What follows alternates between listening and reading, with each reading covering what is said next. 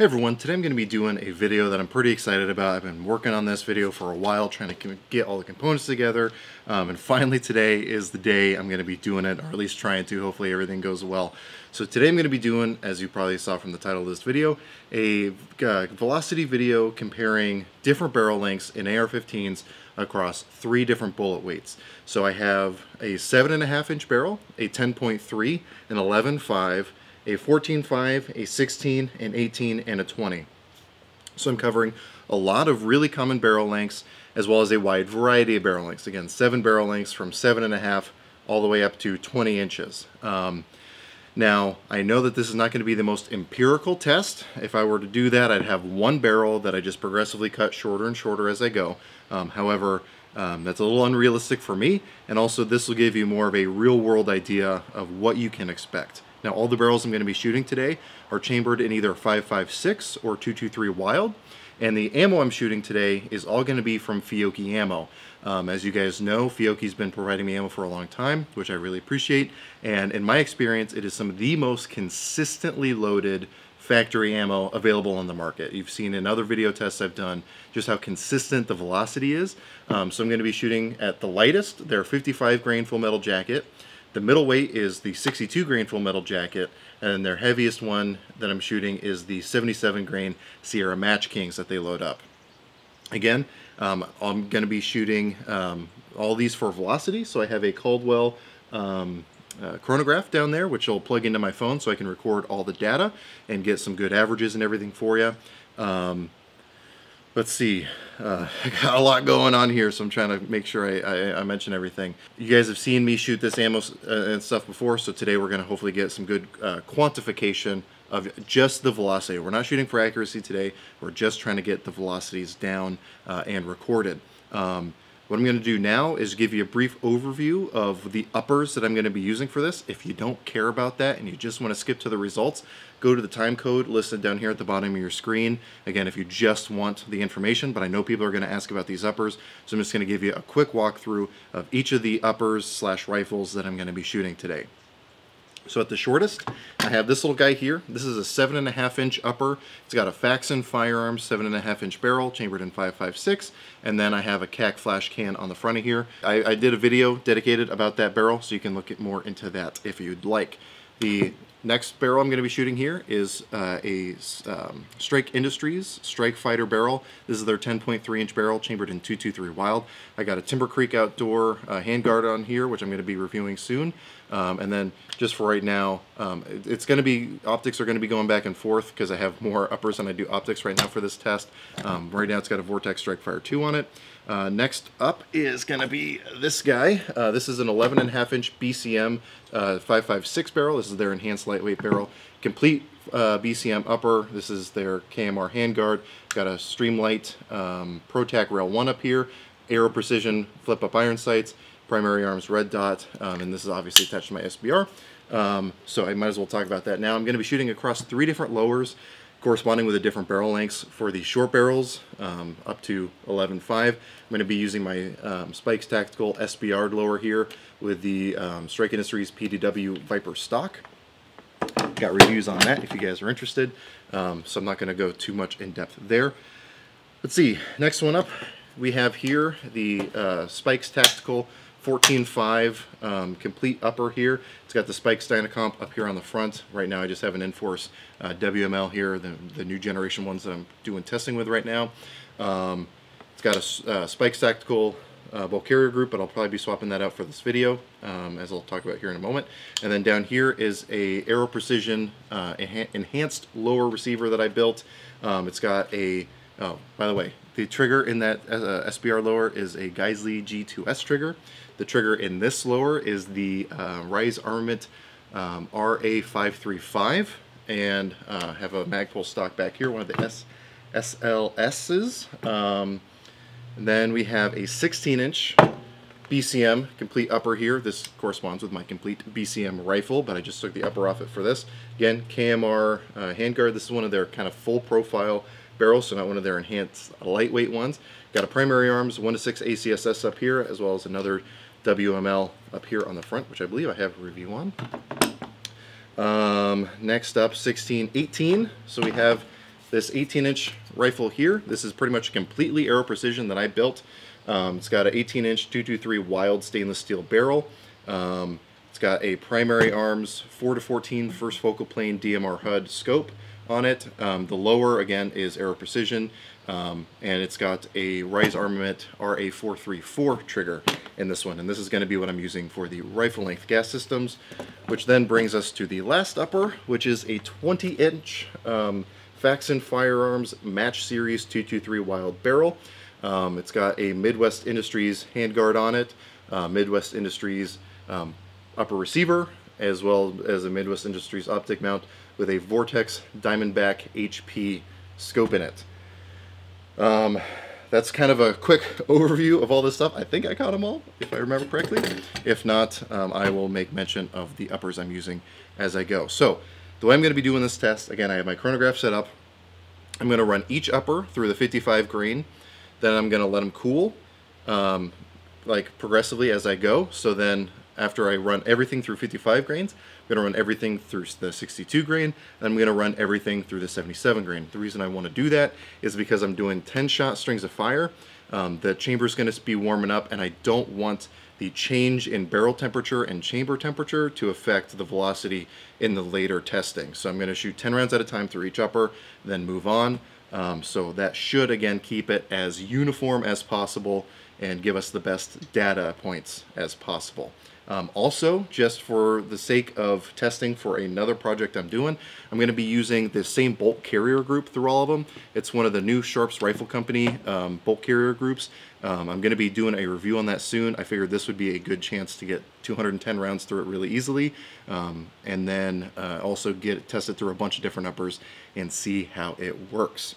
So I'm going to be canning this across all the uppers, and I'll probably have to can optics across one or two of them just to make sure I can safely shoot through my chronograph and not shoot my chronograph. So, with all that introduction stuff out of the way, I'm going to start shooting these. I'll probably roll in some footage, but we're just going to cut to what my results are, and you'll see the footage rolled over as we go into each one.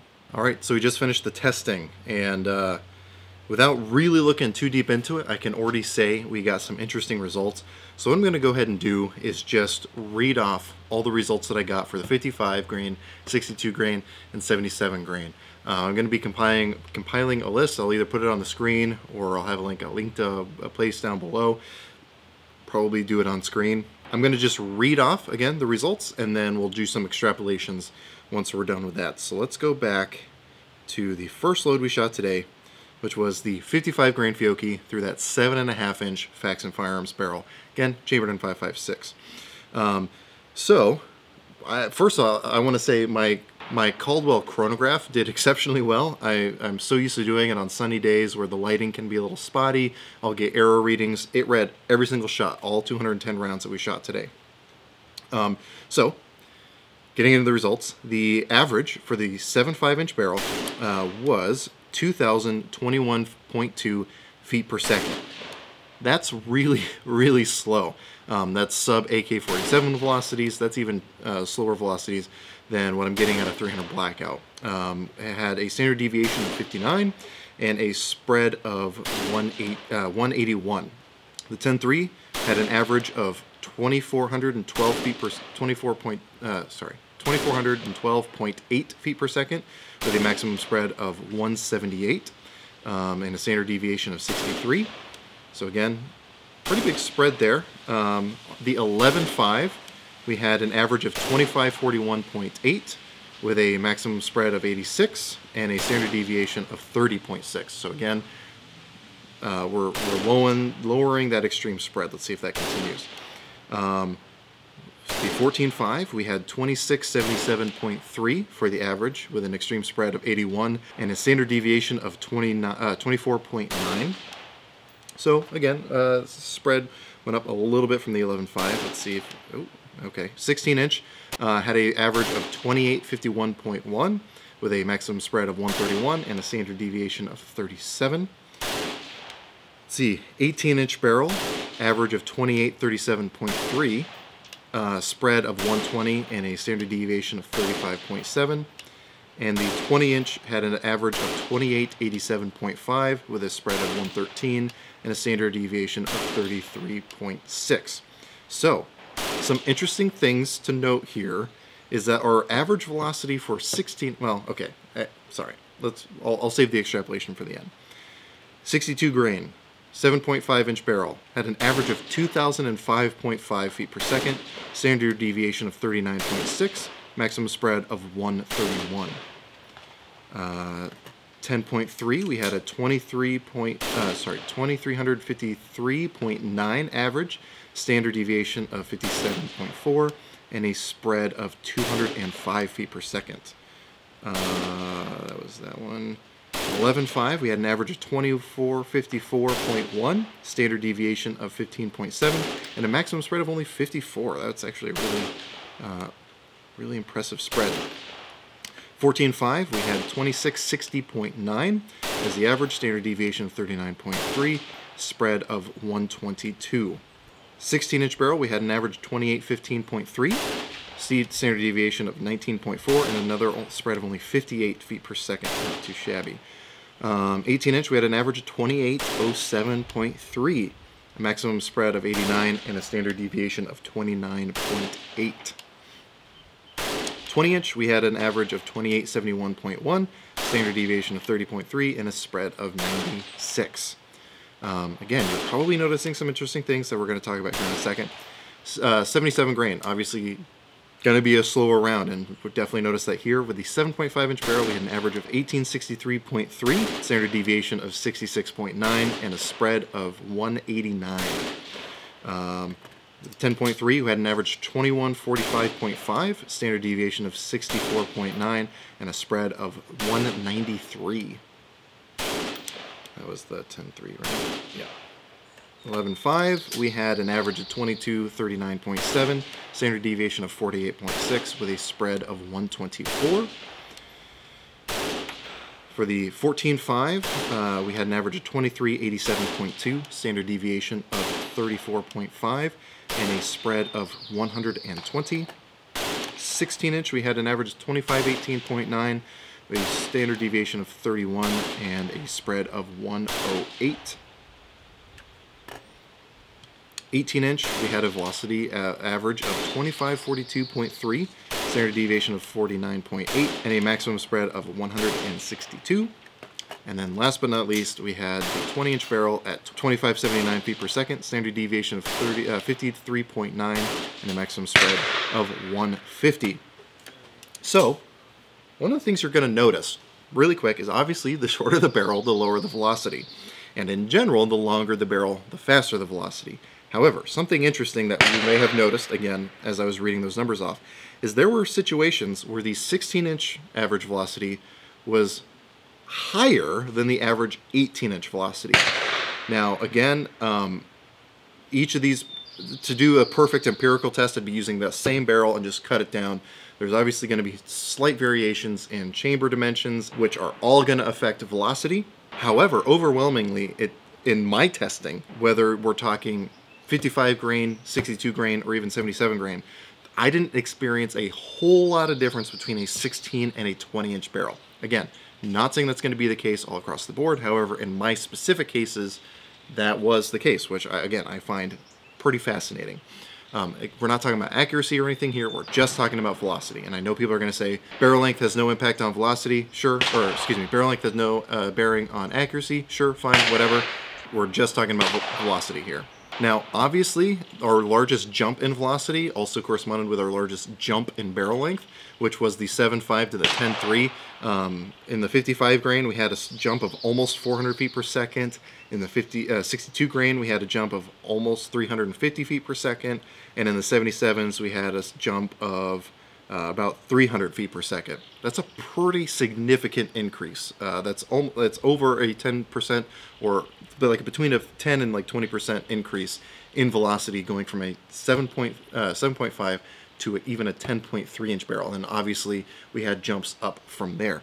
What that tells me is that 7.5 is not necessarily a great choice for personal protection. The terminal ballistics are just not going to be there. For those of you who have experience with 5.56, the efficacy of 5.56 comes from the barrel length and the velocity there. So that's why the Marines, for so long, stuck with a 20-inch barrel, because they wanted that added velocity to at least theoretically have better terminal ballistics. Now, people are going to say, well, from, you know, inside your house distances, it doesn't matter.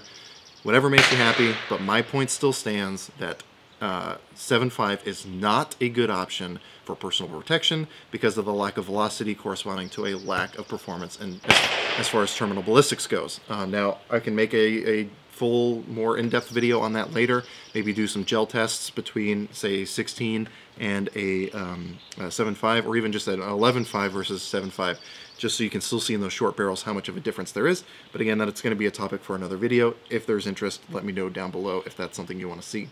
Again, I personally found it fascinating that there wasn't a significant increase from a 16 to a 20-inch barrel, again, in my case, because that like just under 3-inch jump from 7.5 to 10.3 corresponded in a 10 to 20% increase in velocity.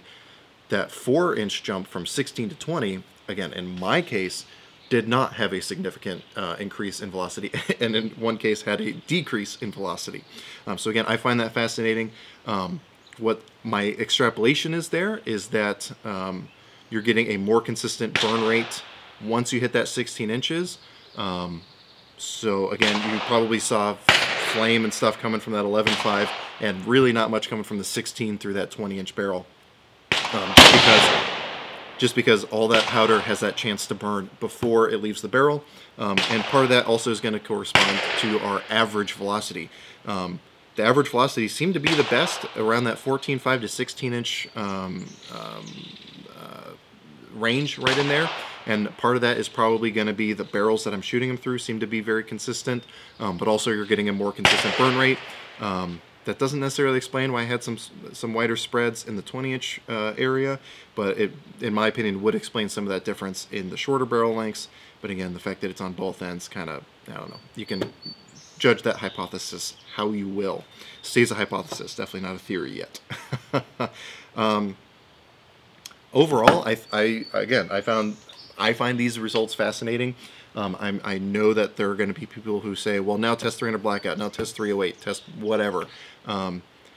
If you provide me the barrels, then I would be more than happy to. However, it took a long time just to get this many barrels and uppers to be able to do this test. A pretty significant financial investment for me to be able to do this video. Now, I did have some support. Again, Fiocchi did provide the ammo for this test. Spikes Tactical provided that 14.5-inch upper for me to use. And I'm going to be doing a full review on that later. You know, I had a lot of company support. You know, Midwest Industries helped me with the parts to assemble this upper. Aero Precision helped with building the 18-inch upper and that carbine lower that I was using. Strike Industries as well, Primary Arms for, I think, one of the scopes is one that they provided for testing. The other ones I got myself. So I really appreciate all the companies that have been willing to help me out for that. And again, if we do want to do different caliber testing in the future, then we can definitely do that. Now, I know something else that people are going to say is, man, these velocities are really slow for that grain of bullet. If you should test this one because, you know, the M855 or the M193 is supposed to be this velocity. I wasn't necessarily testing the velocity of, you know, this 55 grain or 62 grain versus other 55 or 62 grains. I simply was just testing velocity against each other in different barrel lengths, and I wanted to do a variety of bullet weights just to, again, give us as much data as possible. Again, I have all that data listed on the screen as we were talking about it, so you can sit down, copy that down if you want, and extrapolate however you want from that. But again, I found these results interesting, and I'm definitely anxious to see your guys' thoughts on the testing we did today. Just as a side note, if you like this video and you want to see others like it, go ahead and subscribe to my channel. I just got the invitation to start uploading to full 30 today, so I'm going to start doing that. This video will probably be one of the first ones I upload to full 30, so if you're watching this video there, I really appreciate you coming to full 30 and supporting videos here. I've also started uploading to some other sites, so you know, wherever you're seeing this, I guess thank you for coming and finding this video. I do have a Patreon page, so if you guys are interested in that and you feel so inclined, go ahead and check that out. All my videos get posted early there, as well as some patron exclusives get posted there. So I really appreciate the support I'm getting there. It helps purchase ammo and help compile parts to be able to do videos like this one. I really appreciate the support I'm getting over there, and again, for those of you who want to check that out, links will be below. If you have any questions, comments, or concerns, go and throw those in the comment section down below. I'll try to get back to you as quick as I can. So with that, the range is getting a lot louder, so I might as well wrap this video up now, and I'll go ahead and say, as always, I hope you're able to get something out of this video, and I really appreciate you watching.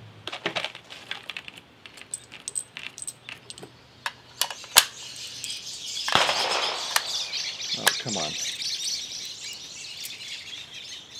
That was weird. I think those birds are having an orgy. More power to them. I'm not one to judge.